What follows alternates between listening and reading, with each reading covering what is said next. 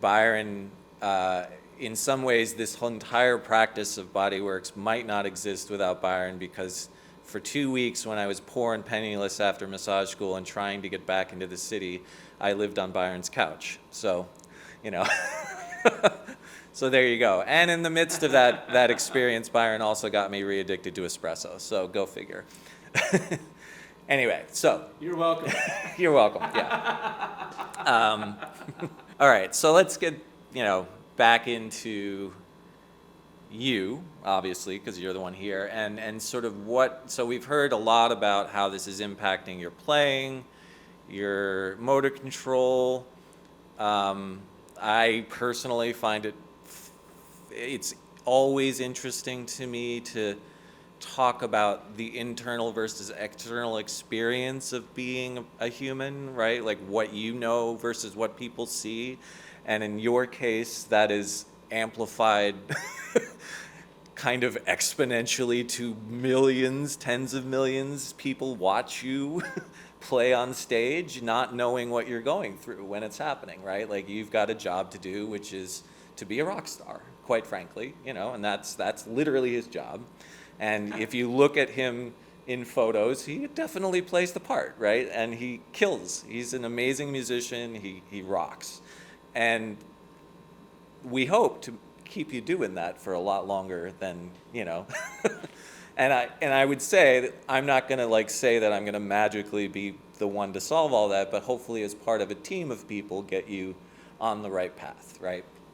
So let's do this. Let me hear a little bit more about kind of the symptoms that you're directly dealing with, which I know some of, but they don't know them. So why don't we, Right.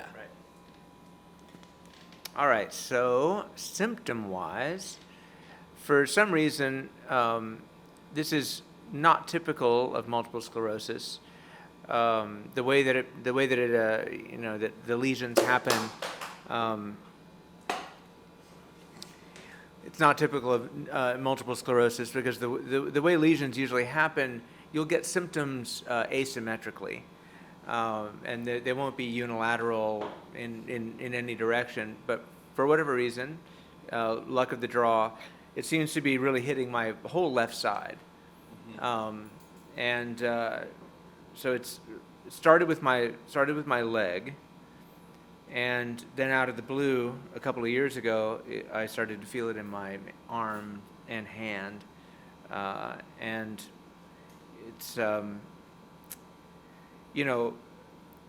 I could envision myself as a musician, an elder statesman, sitting in a wheelchair, still playing the bass, still rocking out, maybe not looking like a rock star anymore, but still able to play and to contribute, But when this started to happen, suddenly I'm faced with this thought of a retirement that I never emotionally planned for.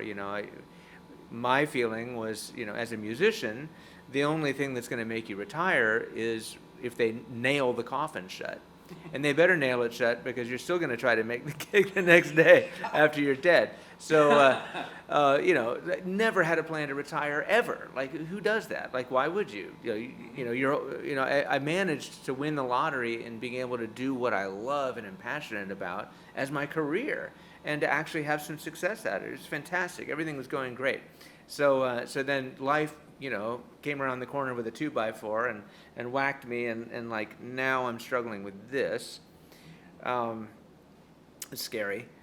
And then, on top of that, there's also the vanity issues. I'm now that it's very hard for me to exercise like I used to. I haven't figured out, and my energy is down, really down. And so I'm gaining weight. I'm putting on weight. I can't fit into my good show clothes anymore. I'm having to buy bigger and bigger clothes. I look dumpy. Luckily right now, dad bod is accepted, kind of. But, it's not ideal. I don't feel like I look like a rock star anymore. I don't like to look at myself in mirrors. I'm like, that's affecting me. I worked for so many years to be a virtuoso on my instrument. So just having only being able to just execute, barely parts that I, came up with, months ago or years ago, that was never the thing. Like I was working on excellence, and now virtuosity's gone. So there's all this emotional baggage that's coming up all the time. It's like, it's tough, and it affects my mentality, my mood, which then also brings my energy level even farther down. So the psychological aspect of it has its own spiral that's going down, that's affecting the physical. Yeah. So there's that as well. And I'm self-conscious on stage sometimes if I let myself.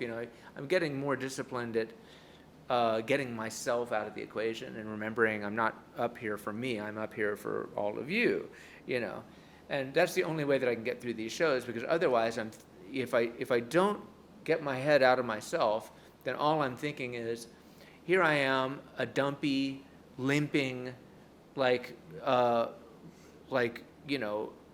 aging has-been who can barely play, and that's a terrible headspace,